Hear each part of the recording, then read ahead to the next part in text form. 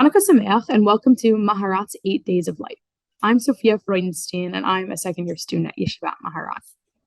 I want to speak to you a little bit today about the rabbinic miracle that is the holiday of Hanukkah. For those of us in the Northern Hemisphere, Hanukkah comes at a time when the nights are getting earlier and the weather is getting chillier. It is a time of darkness.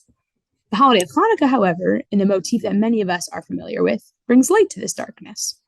It is a holiday in which we model the miracle of the 8 days of oil with our own Chanukiot lighting up our nights.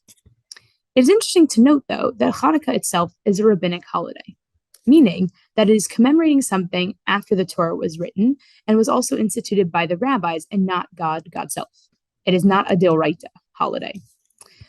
This suggests a level of distance from God on the one hand. After all, we do not recite an extra prayer of Musaf or have a fancy additional Kiddush.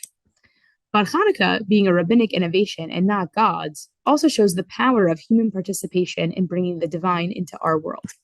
Similar to Purim, in which God is also absent from the book of Esther and is also a rabbinically instituted holiday, we see these events in history in Hanukkah and Purim as not as fantastical as splitting seas or thunder at Mount Sinai, but still as miracles nonetheless.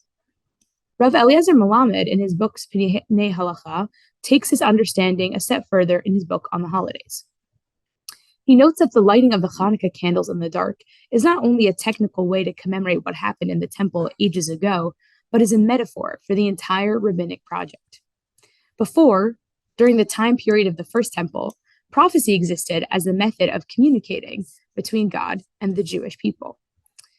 However, after the destruction of the first temple, prophecy stopped, allowing for the time period of the oral Torah to begin. Rav Melamed states, Torah Sheba'al Peh, oral Torah, reveals the exaltedness of Israel, since they themselves are participants in the revealing of the light of Torah. The foundations are in the Torah Shebichtav, the written Torah, and the way in which they are realized and actualized are determined by the sages of the Torah Sheba'al Peh.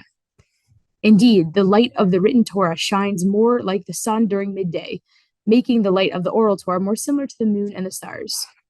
Nevertheless, the power of the oral Torah is that it goes down to the hidden parts of the soul of man and lights up the dark corners all over the world.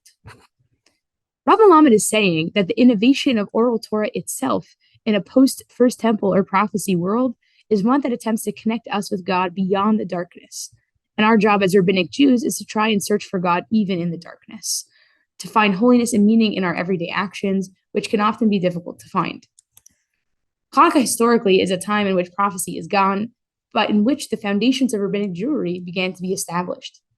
Hanukkah is also a holiday that represents how our contribution to the oral Torah may be lesser than the glow of the sun, but still serves as a light in the darkness nonetheless.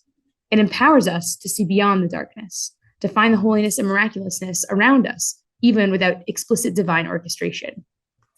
I hope that in this holiday season, Hanukkah can be a springboard for such a project.